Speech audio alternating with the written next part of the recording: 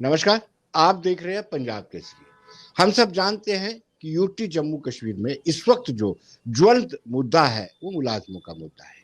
चाहे वो daily wagers हो, चाहे रिजर्व कैटेगरी के मुलाजिम हो, या फिर पीएम पैकेज के हो, या फिर पहले से कश्मीर में काम कर रहे जो मिनॉरिटी के लोग हैं उनका मुद्दा है।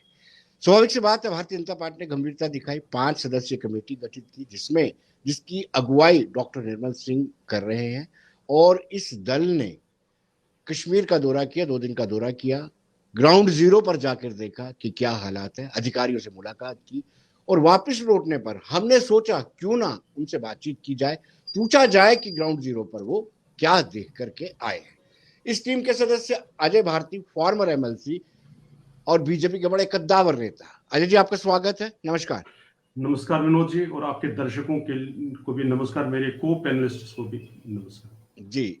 विमल जी हैं, पीएम पैकेज को रहनुमाई करते हैं, और विपिन जी हैं रिजर्व कैटेगरी के लिए। हम बात करेंगे पहले अजय भारती जी से, क्योंकि वो ग्राउंड जीरो से होकर के आए हैं।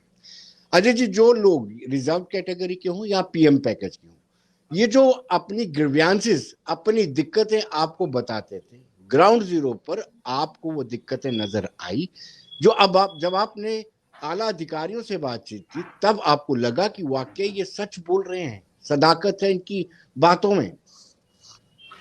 विनोद जी, सबसे पहले तो मैं अपने जो इस दल के नेता doctor Nirmal Singh ji, honourable x deputy CM, उनका बहुत आभार व्यक्त करना चाहता हूं ऑन रिकॉर्ड।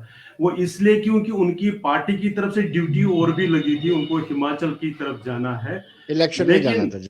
जी इलेक्शन, क्योंकि पार्टी के लिए बड़े महत्वपूर्ण पार्ट होता है।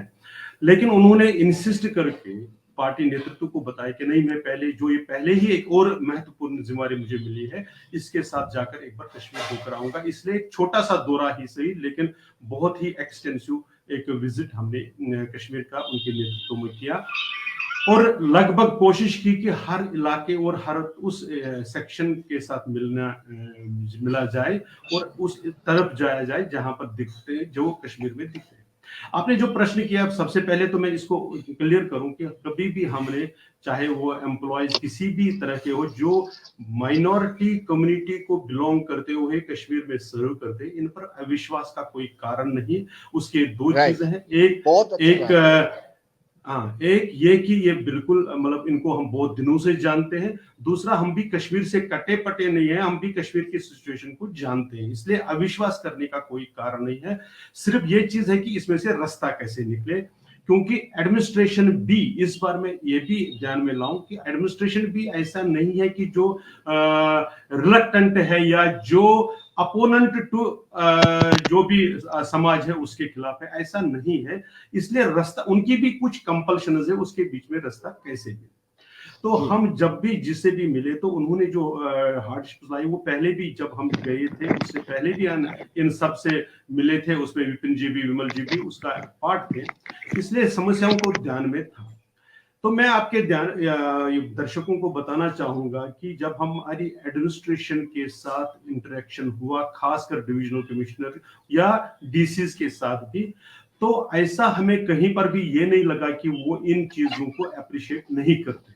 उनको भी ध्यान में है कि समाज ग्राउंड पर कुछ चैलेंजेस है, उसको एड्रेस करने के तरीके में ही जो भी डिफरेंसेस है वो उसमें डिफरेंस है, या डिफरेंस उसमें सारे ही एक ही पेज पर नहीं है। और वो एक बड़ा चैलेंज है कि हम सारे एक दूसरे के कॉन्स्टेंट्स को, एक दूसरे की कंपल्शंस को अंडरस्टैंड करते हुए उसमें रास्ता क्या निकलता है उसको निकालने की जरूरत है। इसमें बहुत इंपॉर्टेंट है कि हम ये समझें कि एडमिनिस्ट्रेशन भी इस वक्त बहुत पेशेंटली और सिंपैथेटिकली कंसिडर करती है, ये हमारी अंडरस्टैंडिंग है। इसमें मतलब अगर एक दो चीजों को छोड़ दें जिसमें ज्यादा बड़ी इश्यूज हैं, बाकी छोटी सी छोटी बात पिछले 1 साल में, 1.5 साल में जो भी एम्प्लॉयज की तरफ से हमारे ध्यान में, किसी भी पार्टी के नेता के ध्यान में लाई, वो हम लोगों ने डिविजनल कमिश्नर साहब के साथ, एडमिनिस्ट्रेशन के साथ जब डिस्कस किया, जहां पर भी पॉसिबल था, जो उनके हद इख्तियार में था, इंस्टेंटली उन्होंने उस पर एक्शन किया।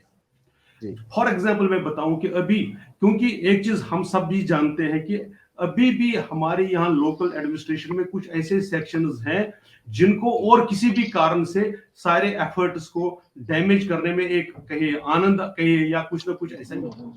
आप जैसे बैक टू विलेज में एक कुछ जो माइनॉरिटी कम्युनिटी के लोगों को रिमोट एरियाज में पोस्टिंग करके उनको लगाया गया, तो हमारे ध्यान में आया, हमने ड्यूकॉम साहब के ध्यान, उन्होंने इंस्टेंटली उस पर इंस्ट्रक्शंस इशू करते, वो ऑन फोन मीटिंग में बैठे हुए ही। ऐसे ही जो एकोमोडेशन का इशू है उस पर जो भी चीज हमारे ध्यान में लाएगी, जब हमने वहां पर डिस्कस की, इंस्टेंटली जहां जहां जो उनके हाथ में था उन्होंने उस पर न केवल एग्री किया बल्कि एक्शन करने के लिए इंस्ट्रक्शन इशू। तो इसलिए हम ये समझते हैं कि वहां जाना न केवल फ्रूटफुल रहा एम्प्लॉयज के साथ, जब भी, क्योंकि एम्प्लॉयज जो वहां पर अभी बैठे हुए हैं वो भी, और जो निकले नहीं थे वहीं पर रहते हैं, उनके भी बहुत कुछ प्रॉब्लम्स है। जैसे वहां पर जो माइनॉरिटी कम्युनिटी के